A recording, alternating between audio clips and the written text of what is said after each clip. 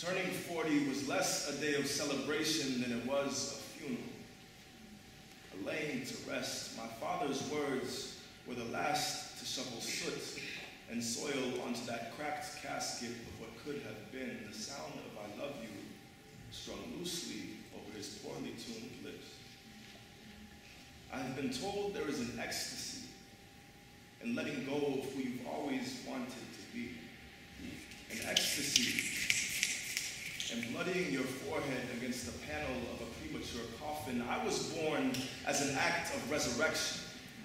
Have you ever seen breath put back into something lifeless before it can break even the strongest of men? My mother's veins ran thick with the sound of my newborn laughter.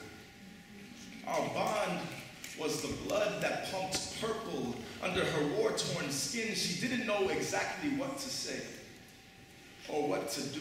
Parenting is tough when forced to do it all alone, but she loved me nonetheless.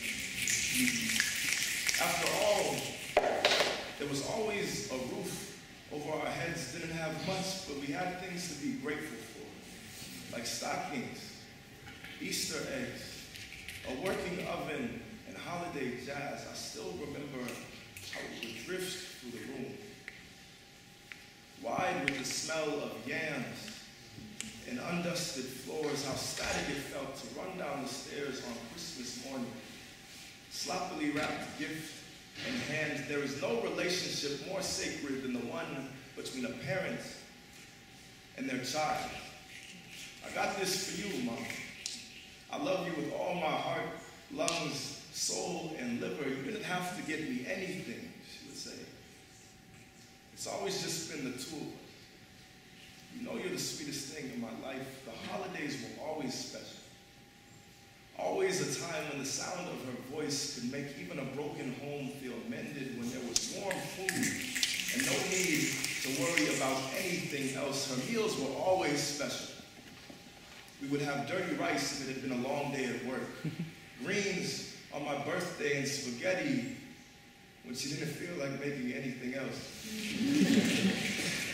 Or when we didn't have anything else. This was spaghetti day. I was never quite sure exactly what that meant, but I could hear her hollering from the second the first strand of pasta slid off of my plate and splattered onto the steps.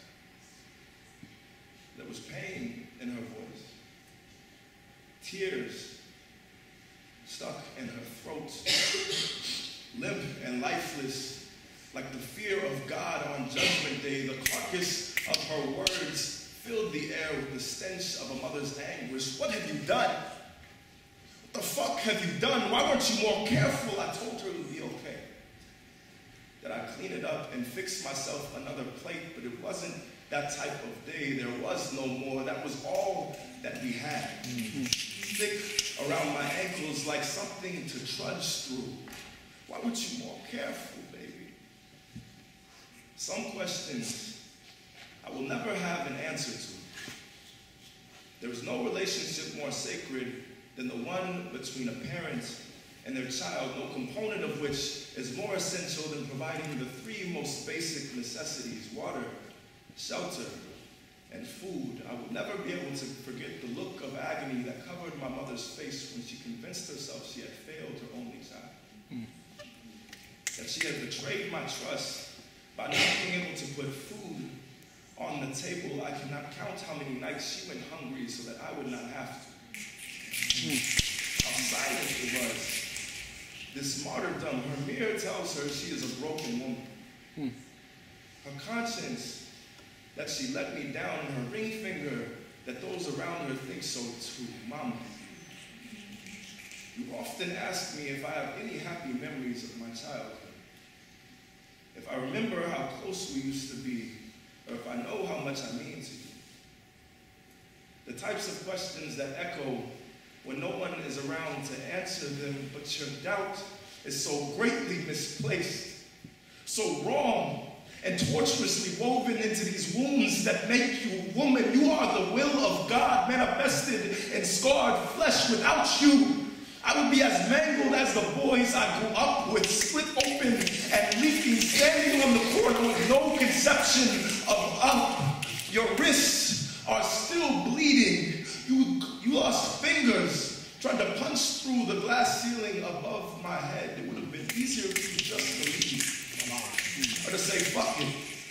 Or to let Alberta Street and Mallory Avenue breathe me out into fractured pavement, like peace of mind, like rest, like silence, like enough, like enough, like enough of this hanging noose neck from a ceiling too low to ever take a life, but you spilled yourself at my feet instead.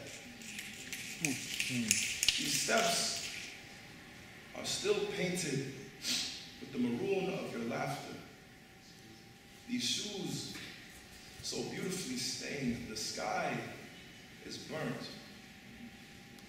and bulbous with cleansing. It is spaghetti day. There is no need for you to clean up.